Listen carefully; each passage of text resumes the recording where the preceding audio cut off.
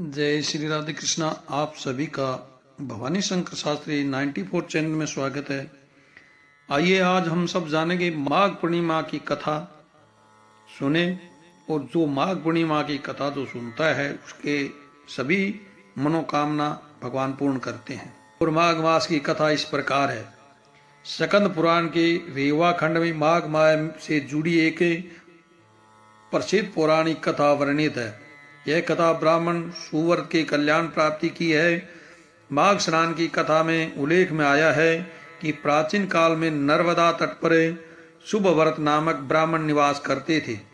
वे सभी वेद शास्त्रों के अच्छे ज्ञाता थे, किंतु उनका स्वभाव धन संग्रह करने का अधिक था और उन्होंने धन तो बहुत एकत्रित किया। वृद्धावस्था के दौरान उन्हें अनेक रोगों ने घेर लिया। तब उन्हें ज्ञान हुआ कि मैंने पूरा जीवन धन कमाने में लगा दिया, अब परलोक सुधारना चाहिए। वह परलोक सुधारने के लिए चिंतातुर हो गए। अचानक उन्होंने एक श्लोक याद आया जिसे माघ मास के स्नान की विशेषता बताई गई थी। उन्होंने माघ स्नान संकल्प लिया और माघे निमग्ना सलिले सुशीते विमुक्त पाप त्रिदिवम प्रयांति। इसी श्लोक के आधार पर नर्मदा में स्नान करने लगे। 9 दिनों तक प्रातः नर्मदा में जल स्नान किया। 10वें दिन स्नान के बाद उन्होंने अपना शरीर त्याग दिया। शुभव्रत ने जीवन भर कोई अच्छा कार्य नहीं किया था, लेकिन माघ मास में स्नान करने के पश्चात करने से उनका मन निर्मल हो गया और माघ मास के स्नान करने से उनकी स्वर्ग की प्राप्ति हुई, यानी स्वर्गलोक में स्थान मिला। इस तरह जीवन के अंतिम क्षणों में उनका कल्याण हो गया और उनका परलोक सुधर गया। अतः माघ मास के दौरान स्नान दान भक्ति से जुड़ा यह विशेष समय मनुष्य को आत्मिक शांति मोक्ष के स्वर्ग दिलाने में लाभकारी है।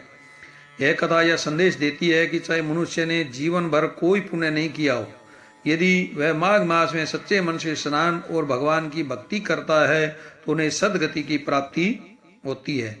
और पूर्णिमा की कथा भी रहेगी इस दिन, यह भी आप सुने। पूर्णिमा व्रत की एक कथा के अनुसार कांतिक नगर में धनेश्वर नाम के ब्राह्मण अपना जीवन भिक्षा मांगकर अपना जीवन निर्वाह करता था।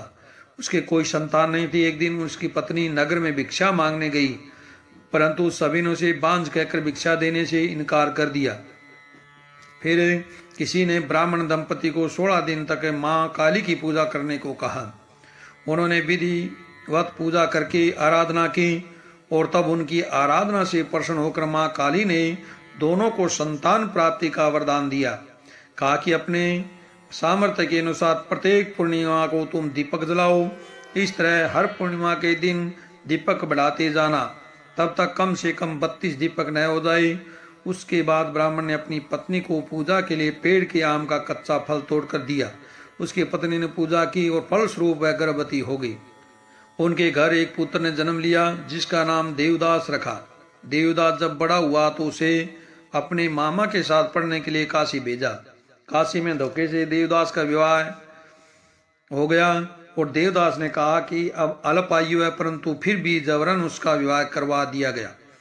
कुछ समय बाद काल उसके प्राण लेने आया, लेकिन ब्राह्मण दंपति ने पूर्णिमा का व्रत रखा था, इसलिए काल उसका कुछ बिगाड़ नहीं पाया।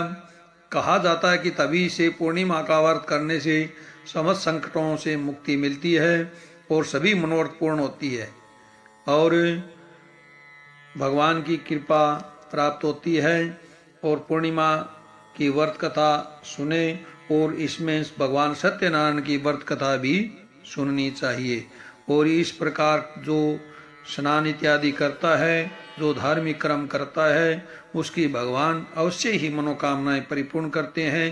अंत समय में सदगति को प्राप्ति होती है और घर परिवार में सुख शांति का वास होता है और घर परिवार का वंश बढ़ता है और भगवान की कृपा बनी रहती है। बोलिए सत्यनारायण भगवान की जय, लक्ष्मी नारायण भगवान की जय, शंकर भगवान की जय।